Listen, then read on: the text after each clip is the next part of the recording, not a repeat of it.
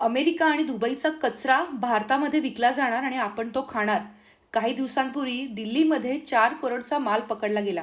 त्यांनी काय स्कॅम केला हे ऐकलं तर तुमची पण झोप उडेल। हे लोक बाहेरच्या देशातनं एक्सपायर्ड प्रोडक्ट्स भारतात विकत आणतात, ते सुद्धा सगळे खाण्याचे पदार्थ। दिल्लीमधल्या एका फॅक्टरीवरती ही धाड घातली गेली। हे लोक जुनी एक्सपायरी डेट केमिकलने काढून त्याच्यावर नवीन एक्सपायरी डेट घालतात। इतकंच नाही तर हे सगळे प्रोडक्ट्स होलसेलच्या नावाखाली विकले जात होते। भारतामध्ये कायदा आहे की हे एक्सपायर्ड प्रोडक्ट्स वापरले जाणार नाहीत, पण त्यावर त्यांनी हा जुगाड शोधून काढलाय। हे सगळं किती हानिकारक आहे हे तुम्हाला समजलं असेल। जवळपास 6 वर्षापासून हे सगळं सुरू होतं।